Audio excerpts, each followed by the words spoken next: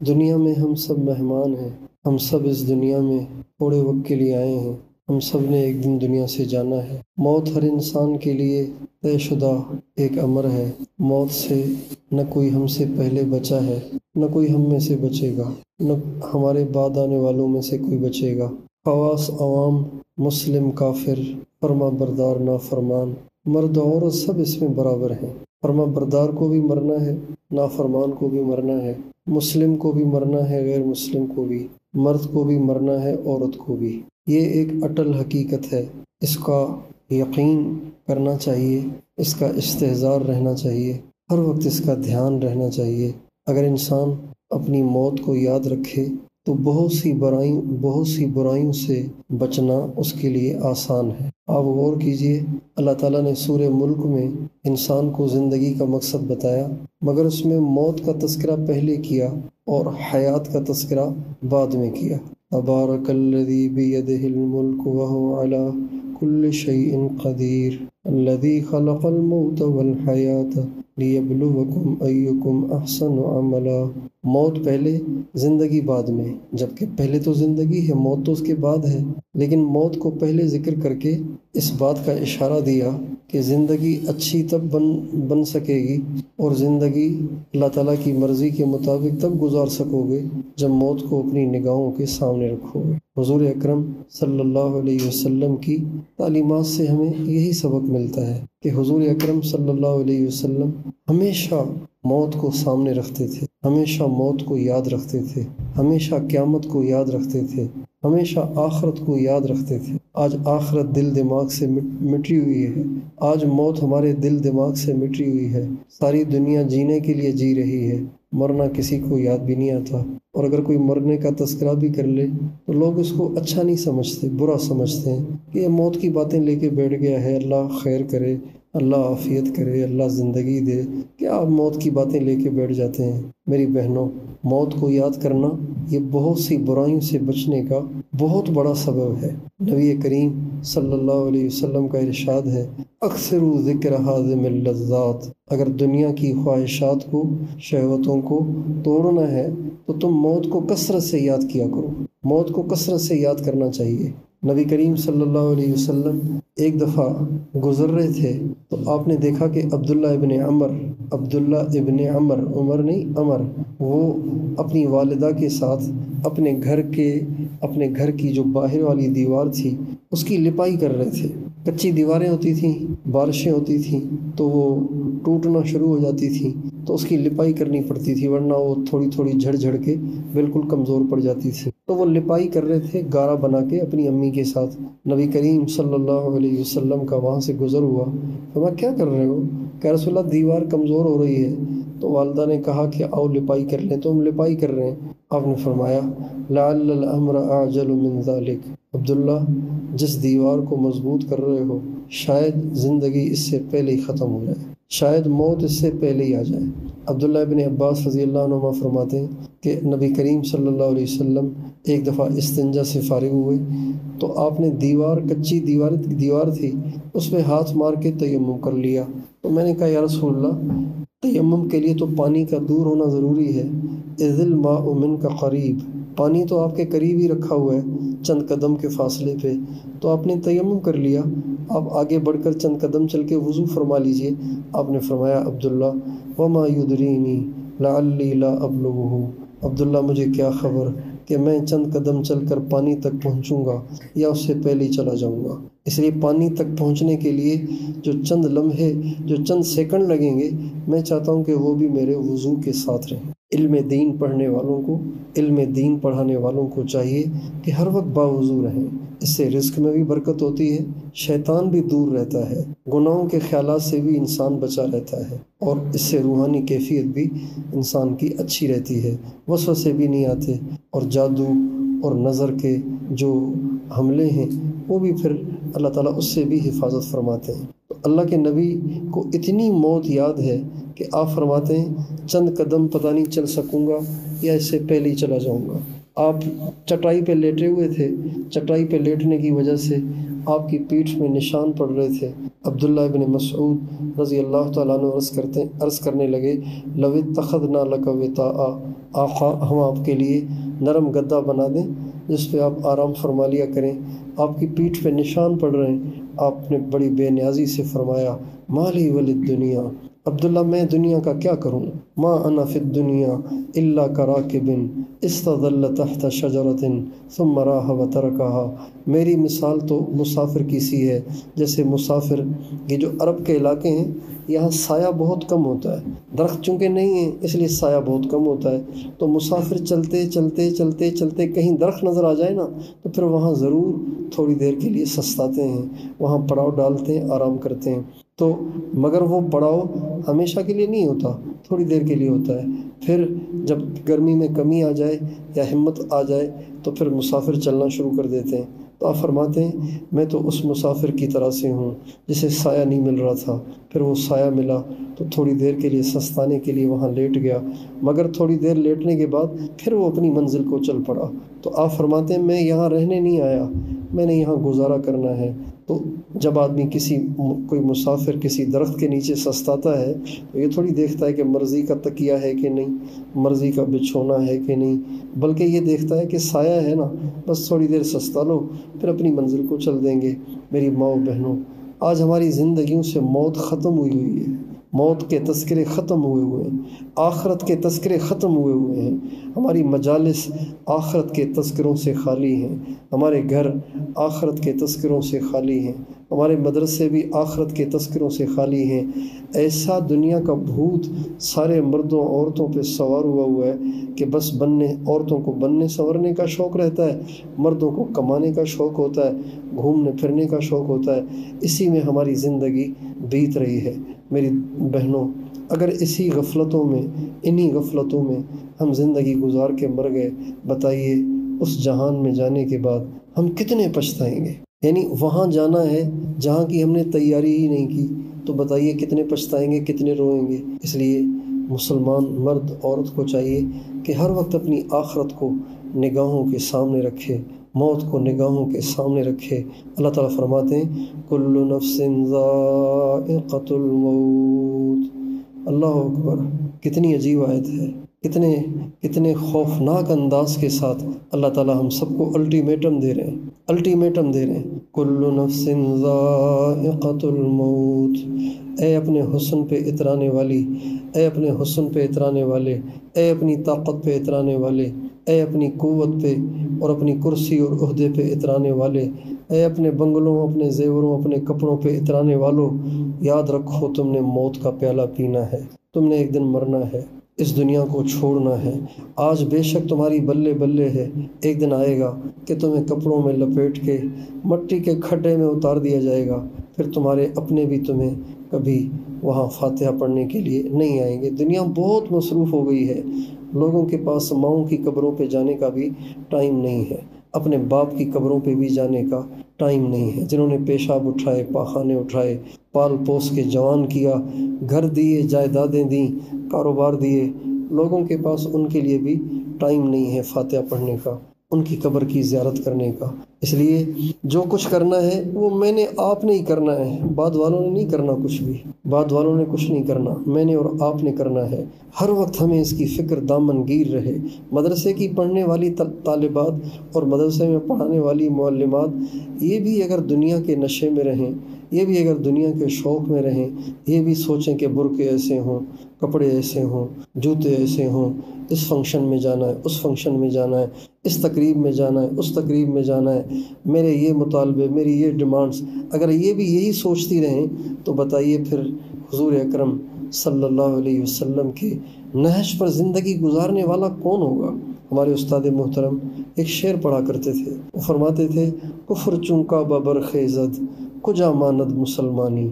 جب کعبے سے ہی کفر کی دعوت چلے تو بتائیے پھر اسلام کہاں رہے گا؟ جب یہ مدارس والے اور مدرسے میں پڑھانے والیاں اور مدرسے میں پڑھنے والیاں اور دین کا کام کرنے والے مرد عورتیں یہی جب دنیا کی محبت میں گرفتار ہوں تو پھر جو دنیا میں دھنسے ہوئے ہیں ان کا کیا حال ہوگا؟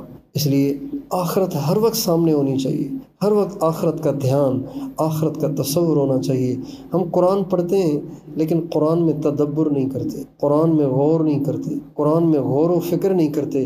آپ غور و فکر سے قرآن پڑھیں، قرآن بھرا پڑا ہے، ہر طرف قیامت قیامت قیامت، جہنم جہنم، جنت جنت، دنیا کی بے ثباتی، اتنا اس کا تکرار ہے کہ اگر کوئی غور و فکر سے پڑھے تو اس کے دل سے دنیا ہمیشہ کے لیے مٹ سکتی ہے، ہمیشہ کے لیے مٹ سکتی ہے، ہمیشہ کے لیے مٹ سکتی ہے۔ اللہ تعالیٰ فرماتے ہیں اس آیت میں، اللہ تعالیٰ دعوت فکر دے رہے ہیں دنیا کے سارے انسانوں کو، خاص طور پر ان کو جو قرآن کو سمجھتے ہیں کہ تم کس چیز کی دوڑ لگائے جا رہے ہو، کس چیز میں مقابلہ کیے جا رہے ہو، کس چیز میں ایک دوسرے سے آگے بڑھنے کی کوشش کیے جا رہے ہو۔ دوڑ لگانی ہے تو جنت کی لگاؤ نا، جنت کی لگاؤ جس کی چوڑائی زمین آسمان کے برابر ہے، اتنی خوبصورت جنت۔ سارا قرآن جنت کے تذکروں سے بھرا پڑا ہے، سارا قرآن جہنم کے تذکروں سے بھرا پڑا ہے۔ اس وقت سبتوں کو جو فکر دامن گیر ہے، یار کہیں غریب نہ ہو جائے، کہیں تنگ دستی نہ آ جائے، کہیں یہ نہ ہو جائے، کہیں وہ نہ ہو جائے۔ ہر ایک فقر سے ڈرتا ہے، غربت سے ڈرتا ہے، بنگلے نہ نکل جائیں ہاتھ سے، گاڑیاں نہ چھوٹ جائیں ہاتھ سے، کپڑے اور زیور اور یہ چیزیں وہ چیزیں کہیں ان سے محرومی نہ ہو جائے۔ اللہ تعالیٰ فرماتے ہیں یہ کوئی چیزیں ہیں کہ جن کے چھوٹ جانے کا تمہیں اندیشہ اور ٹینشن اور فکر ہو رہی ہے، یہ چیزیں چھوٹ بھی گئیں تو کیا ہوا؟ تمہارے نبی کی زندگی فقیرانہ نہیں تھی، ہمارے نبی کی زندگی صلی اللہ علیہ وسلم کی زندگی کتنی غربت والی تھی، کتنی تنگی والی تھی۔ آپ کے پاس بعض دفعہ ایک جوڑا ہوتا، آپ میلا ہو جاتا، آپ لنگی پہن کے بیٹھ جاتے اور آپ اس کو دھوتے تھے، اپنے ہاتھ سے دھوتے تھے، اس کو خشک کرنے کے لیے رکھتے تھے۔ حضرت بلال رضی اللہ عنہ تشریف حاضر خدمت ہوئے، یا رسول اللہ مسلمان انتظار کر رہے ہیں نماز پہ آپ کا، آپ نے جواب دیا بلال میرے پاس ایک ہی جوڑا ہے، میں نے اس کو دھو کے سکھانے کے لیے رکھا ہوا ہے، وہ خشک ہوگا تو پہن کے آ جاؤں گا، پھر نماز پڑھا لوں گا۔ آپ جس گھر میں رہتے تھے اس کی چھت اتنی نیچے تھی، اتنی نیچے تھی، اتنی نیچے تھی کہ ہاتھ اوپر اٹھاؤ تو ہاتھ چھت کو جا لگتا تھا، اتنی آپ کی چھت نیچی تھی۔ اور گھر آپ کا جس گھر میں آپ نے زندگی گزاری مدینہ منورہ میں، اس کا جو ناپ ہے وہ علماء نے، سیرت نگاروں نے لکھا ہے کہ 10 فٹ چوڑا، 10 فٹ لمبا، 15 فٹ چوڑا، یہ آپ کا ٹوٹل گھر تھا جس میں آپ نے اپنی ساری زندگی گزار دی۔ کبھی آپ کو شوق نہیں ہوا کہ میرا گھر ایسا ہو، کبھی آپ کو شوق نہیں ہوا، کبھی آپ کو شوق نہیں ہوا کہ میری سواری ایسی ہو۔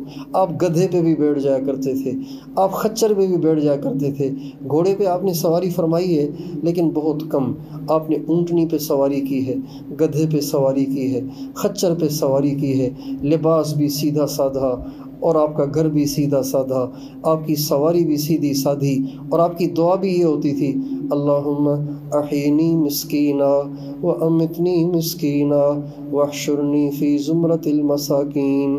اے رب کریم میں مسکین بن کر جینا چاہتا ہوں، مسکینی کی حالت میں مرنا چاہتا ہوں، اور مسکینوں ہی میں قیامت کے دن اٹھنا چاہتا ہوں۔ آپ کو غربت سے، جس چیز سے امت کو آج سب سے زیادہ نفرت ہے نا، یعنی غربت سے، ہمارے نبی کو سب سے زیادہ اس سے محبت تھی، غربت سے آپ کو بڑی محبت تھی۔ آپ غریبوں کے ساتھ بیٹھا کرتے تھے، آپ غریبوں سے محبت کیا کرتے تھے، اور آپ خود غریب بن کر رہتے تھے، مالدار بن کے نہیں رہتے تھے۔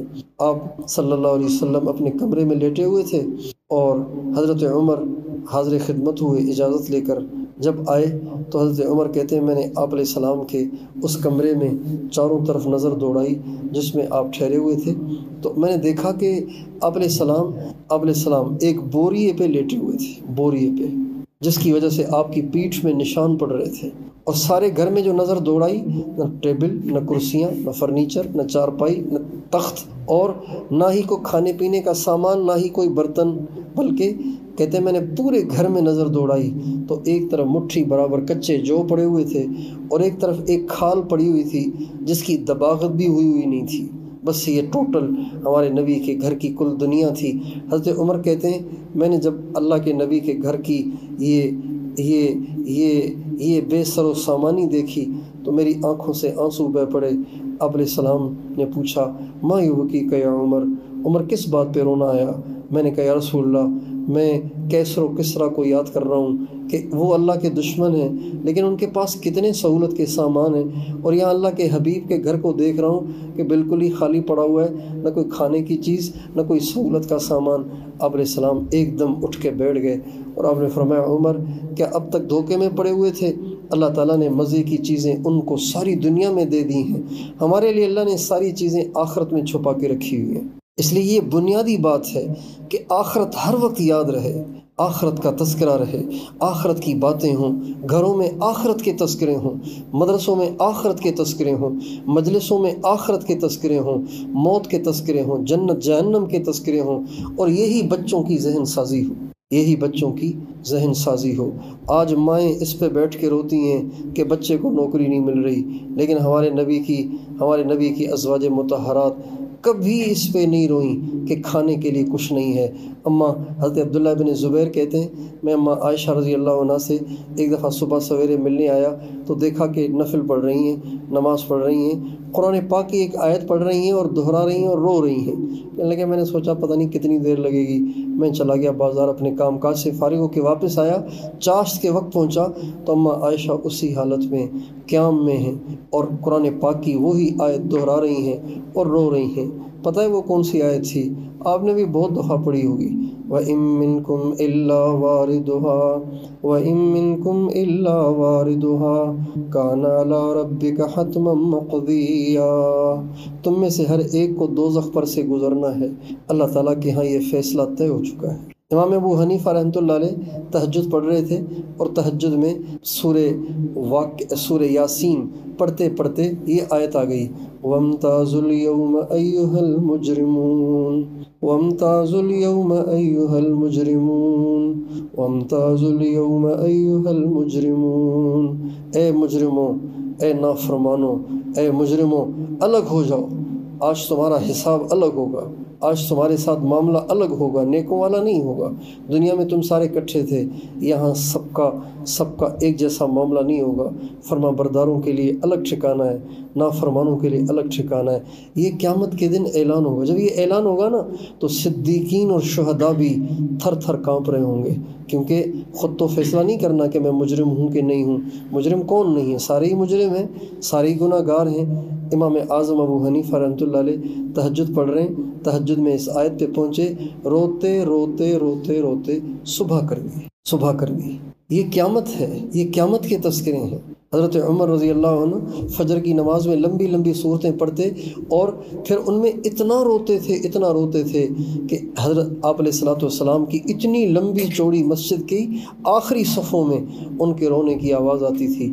بعض دفعہ پڑھتے پڑھتے گر جاتے اور کئی دن تک بیمار رہتے۔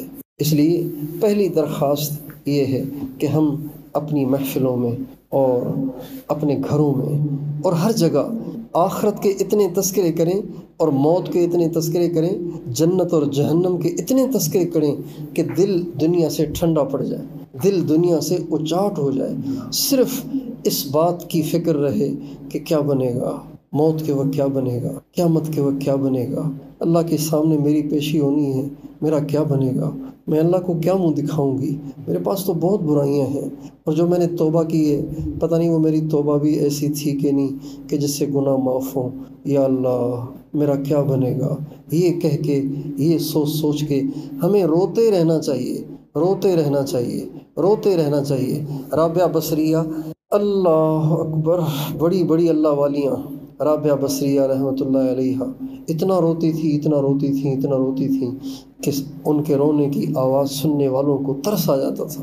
تو اس زمانے کے اہل اللہ آ کے پردے میں بیٹھ کے سمجھاتے تھے کہ ارے رابعہ آپ اتنا نہ رویا کریں، امت کو آپ کی ضرورت ہے، کہیں آپ کی بینائی نہ چلی جائے، کہیں آپ کی جان نہ چلی جائے۔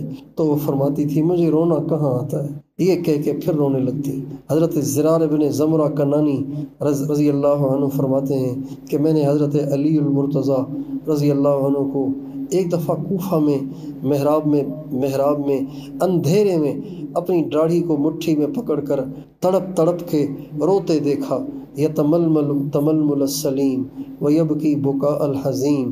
وہ ایسے تڑپ رہے تھے جیسے بچھو نے ڈس لیا ہو، وہ ایسے رو رہے تھے جیسے غموں کا مارا ہوا روتا ہے، رو رہے تھے اور یوں کہہ رہے تھے آہ آہ ہائے ہائے من قلت الذات و بعد السفر و وحشت الطریق۔ ہائے افسوس کہ سفر بہت لمبا ہے، راستہ تاریک بھی ہے، توشہ میرے پاس بہت تھوڑا ہے، توشہ میرے پاس بہت تھوڑا ہے۔ آپ علیہ السلام کا ارشاد ہے لو ان السماوات السبع والارضین السبع وضع فی کفۃ و ایمان علی فی کفۃ لرجح ایمان علی۔ اگر ساتوں آسمان ساتوں زمینیں ترازو کے ایک پلڑے میں رکھے جائیں اور علی کا ایمان دوسرے پلڑے میں رکھا جائے تو علی کا ایمان سب سے بھاری ہے۔ اتنے بڑے ایمان والا شخص کہہ رہا ہے سفر زیادہ لمبا ہے اور سامان میرے پاس بہت تھوڑا ہے۔ بتائیے مجھے آپ کو کتنا رونا چاہیے؟ آج ہمیں رونا ہی نہیں آتا، ہماری آنکھیں خشک ہوئی ہیں، ہمارے دل پتھر ہوئے ہیں۔ ہم نماز میں کھڑے ہوتے ہیں تو کھڑے نماز میں ہوتے ہیں لیکن گم کہیں اور ہوتے ہیں، اور غفلت کا عالم یہ ہے کہ اللہ کا نام لے رہے ہوتے ہیں نا، اللہ اللہ اللہ اللہ، اللہ کا نام لے رہے ہیں نا، لا الہ الا اللہ لا الہ الا اللہ، اللہ کا نام لے رہے ہیں لیکن دل کہیں اور ہے، اللہ کا نام لے رہے ہیں تو اللہ یاد نہیں ہے۔ ایسے ہمارے دل پتھر ہوئے ہیں، ایسے ہم غافل ہوئے ہیں۔ اس لیے میری بہنوں، میری بیٹیوں، میری ماؤں، ہمیں اپنے آپ پہ محنت کرنی ہے۔ آپ جتنی بچیاں یہاں پڑھاتی ہیں اپنے اوپر خوب محنت کریں، اپنے اوپر خوب محنت کریں، علم بھی پڑھیں عمل بھی پڑھیں، علم بھی پڑھیں عمل بھی پڑھیں، علم بھی سیکھیں عمل بھی سیکھیں، اپنے اندر صفات پیدا کریں۔ یہ بنیادی صفت ہے کہ آخرت سوار ہو، آخرت ہمارے اوپر چھائی رہے، دنیا سے دل ہمارا ٹھنڈا ہوا ہو، جیسا کیسا مل جائے ہم کھا لیا کریں، جیسا کیسا مل جائے ہم پہن لیا کریں۔ دنیا کا معاملہ الگ ہے، آخرت کا معاملہ الگ ہے۔ جو دنیا میں غریب ہیں یہ آخرت میں بھی غریب نہیں ہوں گے۔ آخرت میں غربت اور مالداری کے معیار اور ہیں، دنیا میں مالداری اور امیری اور غریبی کے معیار اور ہیں۔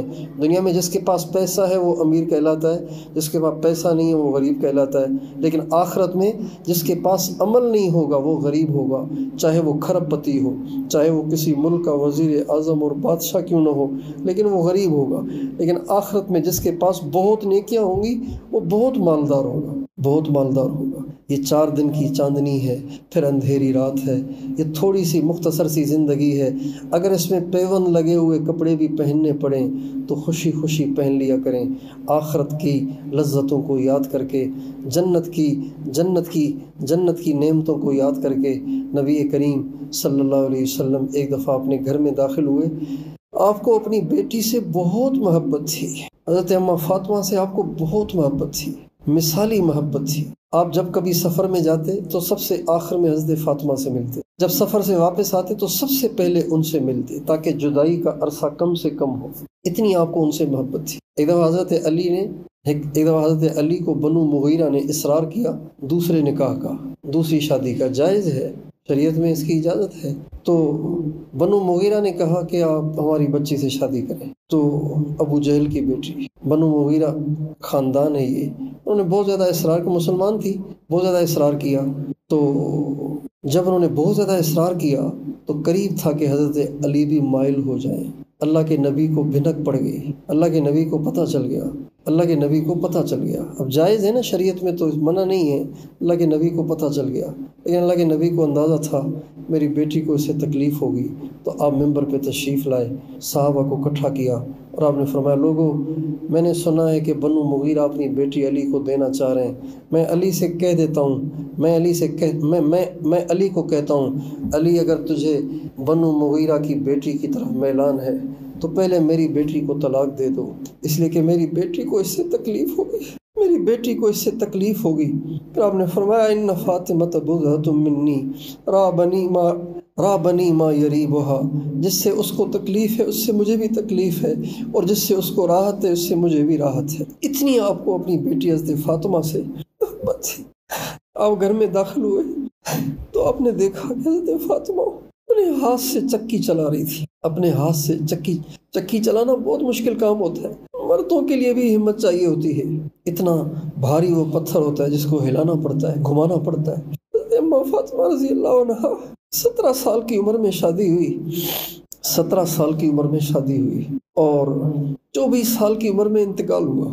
ابھی اس سے پہلے کا واقعہ ہے، 20 سال عمر ہوگی، 22 سال عمر ہوگی، اپنے ہاتھ سے چکی چلا رہی تھی اور آپ علیہ السلام نے دیکھا۔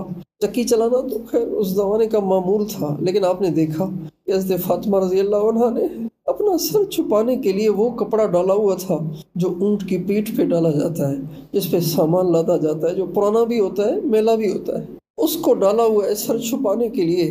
تو حدیث میں آتا ہے آپ علیہ السلام اپنی بیٹی کی قصبہ پرسی کو دیکھ نہیں پائے، آپ سے رونا نکل گیا، لیکن آپ جلدی سے سنبھل گئے اور آگے بڑھ کے اپنی بیٹی کو تھپکی دیتے ہوئے تسلی دی اور فرمایا بیٹی دنیا کی کڑواہٹ کو آخرت کی مٹھاس کے بدلے برداشت کر، اس لیے کہ میرے رب نے مجھ سے وعدہ کیا ہے وہ مجھے راضی کرے گا، وہ مجھے تحملی مرارت الدنیا بحلاوت الآخرہ فإن ربی وعدنی ولسوف یعطیک ربک فترضی۔ میری بیٹی صبر کر، میرے رب نے مجھ سے وعدہ کیا ہے کہ وہ مجھے راضی کرے گا۔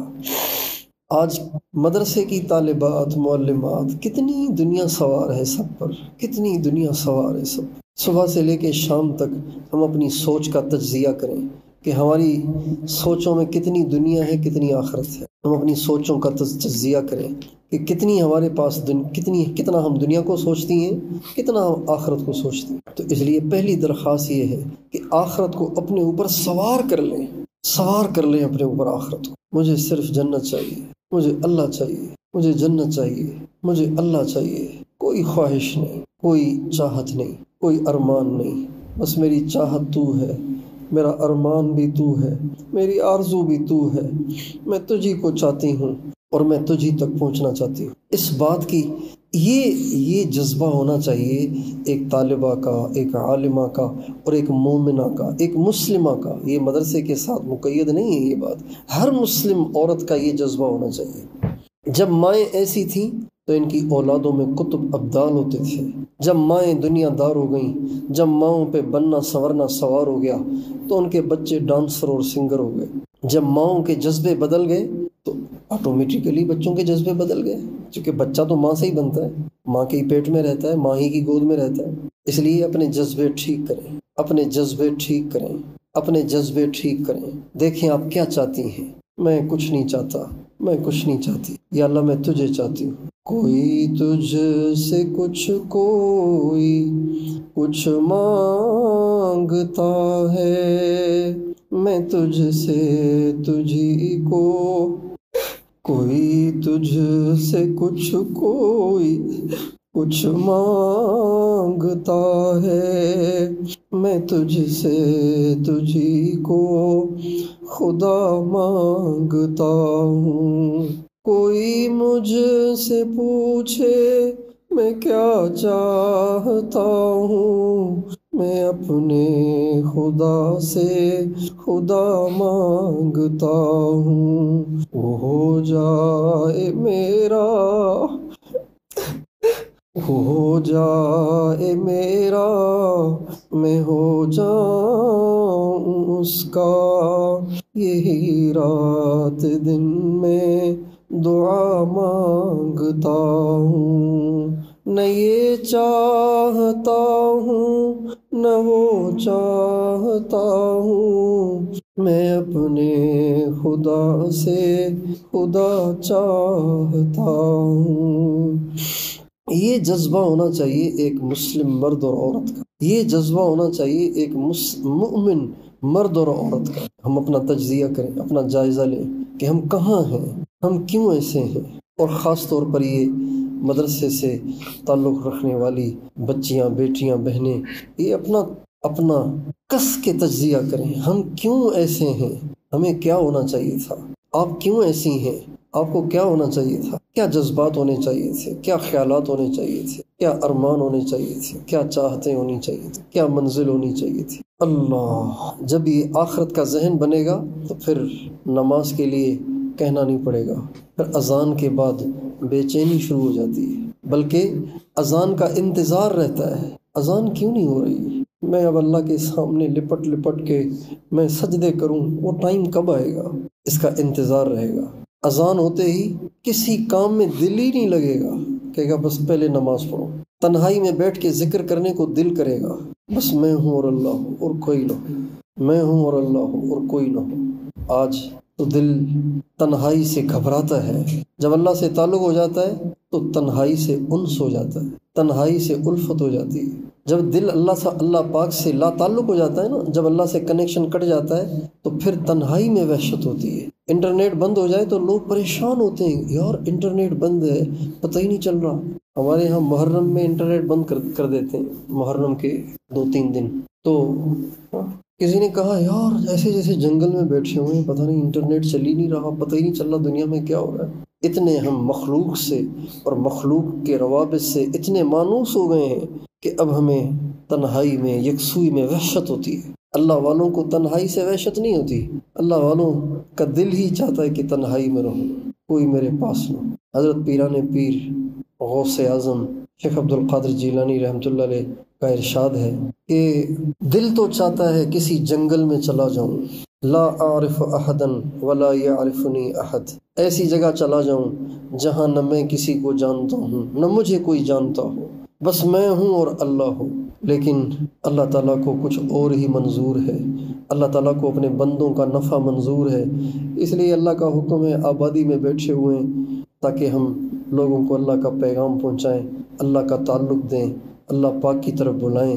ورنہ دل تو یہ چاہتا ہے کہ ایسی جگہ چلے جائیں جہاں کوئی نہ ہو، تاکہ یکسوئی کے ساتھ اللہ پاک کے ساتھ ہم خلوت میں بیٹھ سکیں۔ اس لیے ہمیں اپنے جذبات کو ٹھیک کرنا ہے، اپنے دل میں اللہ کو بسانا ہے، اور پھر جب یہ ہوگا تو پھر اعمال ہمارے ٹھیک ہونا شروع ہو جائیں گے۔ تو دوسری درخواست یہ ہے کہ ہم نمازوں پہ محنت کریں۔ نمازوں پہ محنت کا مطلب یہ ہے کہ ایک تو اذان سنتے ہی جن کاموں میں ہم لگے ہوئے ہیں ان کو ادھورا چھوڑ کے پہلے نماز پڑھیں، اور نماز ٹھہر کے پڑھیں، مزے لے کے۔ صرف 3 دفعہ تسبیح پہ اکتفا مت کریں، 5 دفعہ پڑھیں، 7 دفعہ پڑھیں، 9 دفعہ پڑھیں، 11 دفعہ پڑھیں۔ مردوں کے لیے پابندی ہے، وہ امام کے پابند ہیں، امام نے مختصر پڑھانی ہوتی ہے، لہٰذا 3 ہی دفعہ پڑھ پاتے ہیں، زیادہ سے زیادہ 5 دفعہ۔ آپ پہ تو کوئی پابندی نہیں، آپ لمبی نماز پڑھیں، سنتیں لمبی پڑھیں، نفلیں لمبی پڑھیں۔ اللہ تعالیٰ صحابہ کی تعریف کرتے ہوئے رحمان کی بندیوں کی صفات بتاتے ہوئے فرماتے ہیں وَعِبَادُ الرَّحْمَنِ الَّذِينَ يَمْشُونَ عَلَى الْأَرْضِ هَوْنًا وَإِذَا خَاطَبَهُمُ الْجَاهِلُونَ قَالُوا سَلَامًا وَالَّذِينَ يَبِيتُونَ لِرَبِّهِمْ سُجَّدًا وَقِيَامًا۔ یہ وہ بندے وہ بندیاں ہیں، رحمان کے بندے اور بندیاں ہیں جن کی راتیں ہی گزرتی ہیں یا قیام میں یا سجدے میں۔ رات گزار دیتے ہیں قیام میں، رات گزار دیتے ہیں سجدے میں، اتنے لمبے سجدے۔ تراہم رکعا سجدا یبتغون فضلا من اللہ ورضوانا۔ ترا مضارع ہے اور مضارع میں تسلسل ہے، استمرار ہے۔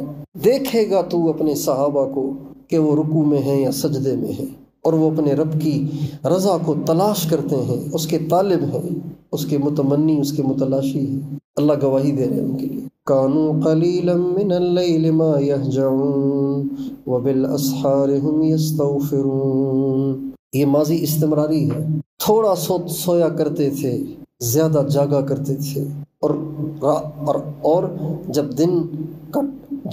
جب صبح صادق کا وقت قریب آتا ہے تو اس وقت وہ بیٹھ کے اپنے رب سے اپنے گناہوں کی معافی چاہتے ہیں، استغفار کرتے ہیں۔ اس لیے آپ سب اپنی نمازوں پہ محنت کریں اور نمازوں کا اہتمام کریں، جلدی مت پڑھیں، سکون سے پڑھیں، نماز میں ہلیں نہیں، حرکت نہ کریں، کھجائیں نہیں، بلکہ سکون سے پڑھیں، ایسے جیسے لکڑی گڑی ہوئی ہے۔ لمبی نماز پڑھیں سکون سے، ٹھہر کے، 2 سجدوں کے درمیان وقفہ دیں، اور رکوع کے بعد وقفہ دیں، اور قیام لمبا کریں، سجدے لمبے کریں، اور اذان ہوتے ہی نماز شروع کر لیں، تاخیر نہ کریں اس میں۔ اپنے کام کاج درمیان میں چھوڑ کے اپنے عمل سے اللہ پاک سے محبت کا اظہار کریں۔ یا اللہ، آپ کی آواز آئی نا تو میں چائے پی رہی تھی، مجھے بہت سر میں درد تھا، ابھی چسکی ہی لی تھی کہ مؤذن کی آواز آ گئی، اے اللہ میں نے چائے چھوڑ کے میں نے مصلی پہ آ کے تیرے سامنے حاضری دی ہے، اے اللہ مجھے تجھ سے بہت محبت ہے۔ اللہ تعالیٰ سے محبت کا یہ اظہار ہے، اس کی کوشش کریں، اپنی نمازوں پہ محنت کریں۔ جو نمازوں پہ محنت کرتے ہیں آہستہ آہستہ ان کی زندگی سے برائیاں ایک ہو کے نکل جاتی ہیں۔ اللہ تعالیٰ فرماتے ہیں ان الصلاۃ تنہا عن الفحشاء والمنکر، نماز بے حیائی چھڑا دیتی ہے۔ تنہا کا معنی چھڑا دیتی ہے، نماز بے حیائی چھڑا دیتی ہے، نماز گناہ کے کام چھڑا دیتی ہے۔ نماز میں اللہ نے ایسی تاثیر، اور صبح شام کچھ دیر ذکر کی کوشش کریں، ذکر کی کوشش کریں، کچھ دیر بیٹھ کے اللہ کو یاد کیا کریں، اللہ کے نبی پہ درود پڑھا کریں، اور اللہ پاک سے اپنے گناہوں کی معافی مانگا کریں۔ قرآن پاک کی تلاوت تدبر کے ساتھ کریں، دھیان سے کریں۔ اللہ تعالیٰ فرماتے ہیں افلا یتدبرون القرآن ام علی قلوب اقفالها، کیا ان کے دل پہ تالے لگ گئے ہیں، یہ قرآن میں غور کیوں نہیں کرتے؟ تہجد کا اہتمام کریں، یہ دیندار عورتیں تو تہجد ضرور پڑھا کریں، مدرسے میں پڑھانے والی بچیاں ضرور تہجد پڑھا کریں۔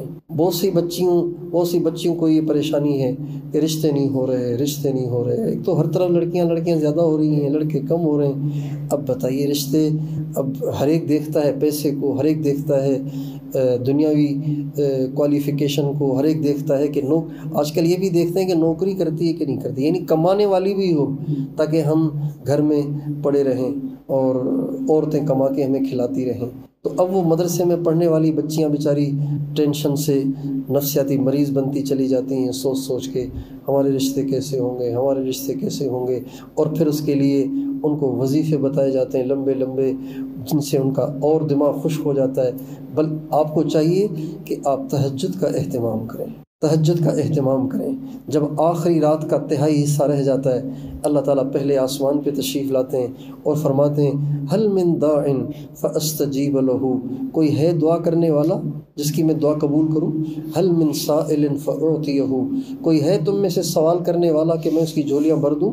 هل من مستغفر فاغفر له، کوئی ہے گناہ گار، گناہوں کی معافی چاہنے والا، میں اس کے گناہوں کو معاف کروں؟ آپ کو تو اللہ نے ایسے اعمال دیے ہوئے ہیں۔ رات کے آخری پہر میں اٹھا کریں، صبح صادق سے پون گھنٹہ پہلے تو اٹھ ہی جانا چاہیے۔ 15 منٹ میں اپنی ضروریات سے فارغ ہو کے پھر آدھا گھنٹہ دعا اور نماز میں صرف کرنا چاہیے۔ اللہ پاک سے رو کے اپنی ہر حاجت کو مانگنا چاہیے۔ اللہ پاک سے باتیں کیا کریں، اللہ سنتے ہیں۔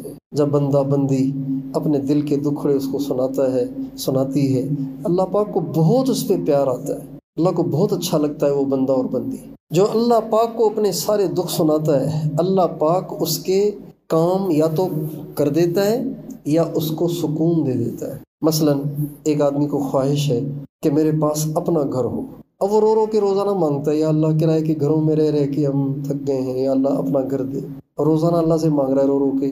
اب ان دعاؤں کا نتیجہ یا تو یہ ہوگا اللہ اس کو گھر دے گا، یا اللہ تعالیٰ اس کے دل سے اپنے گھر کی طلب ہی نکال دے گا، سکون دے گا اس لیے دعا نہیں چھوڑنی چاہیے۔ اور اللہ پاک اپنے بندے کے ساتھ وہ کرتا ہے جس میں بندے کی بہتری ہو، اور غیبت سے بچیں، بے پردگی سے بچیں۔ برقعے وہ نہ پہنیں جن برقعوں کو اوڑھی ہوئی عورت جب گزرتی ہے تو گندے لوگوں کی گندی نگاہیں اس پہ پڑتی ہیں، بلکہ ایسے برقعے اوڑھا کریں کہ جن برقعوں کو اوڑھنے کے بعد کسی کا دیکھنے کو دل ہی نہ کرے۔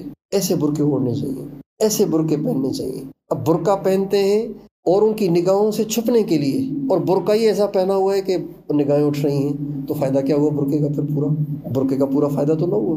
اس لیے برقع ایسا اوڑھنا چاہیے کہ جس سے دل ہی نہ کرے کسی کا دیکھنے کو۔ گندی نگاہوں سے اپنے آپ کو بچانا یہ عورت کی ذمہ داری ہے۔